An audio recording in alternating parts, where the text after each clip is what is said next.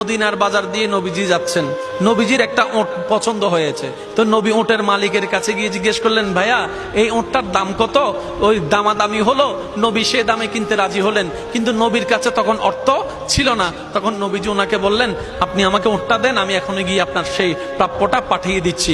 ওটের মালিক ওনাকে ওটটা দিয়ে দিলেন। আশেপাশে যারা ওটের মালিক ছিল সবাই জিজ্ঞেস করতেছে, এই পাগলা, তুমি কি যাকে ওট দিয়েছো তাকে চিনো? বলে যে না। নাম জানো? বলে যে না। পরিচয় জানো? বলে যে না। ঠিকানা জানো? না।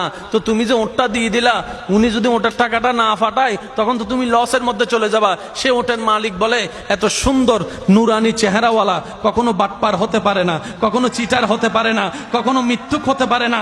ওনার চেহারা দেখেই তো আমি ওট বিক্রি করার আগে মনটাই বিক্রি করে দিয়েছি, মনটাই বিক্রি করে দিয়েছি, মনটাই বিক্রি করে দিয়েছি। তোমরা যাই বলো, আমার মন বলে উনি আসবেই আসবে, টাকাটা পাঠাবেই পাঠাবে।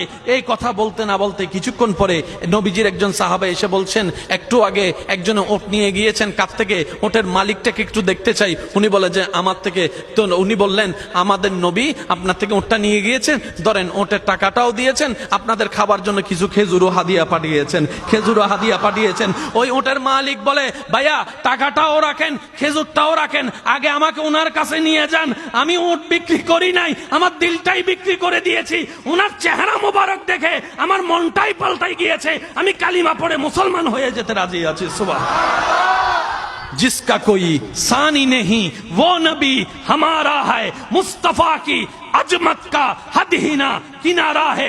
आशिक बोले, लम याति नजीर कफी नजरिन मिसले तुना शुद्ध पैदा जाना। চিৎকার দিয়ে বলেন না সুবহানাল্লাহ। ওই নবীটা কাদের নবী? হয় নাই, সবার আওয়াজ বলেন, ওই নবীটা কাদের নবী? আমাদের কি ভাগ্য সে নবীর উম্মত হতে পেরেছে। আর একটু জোরে।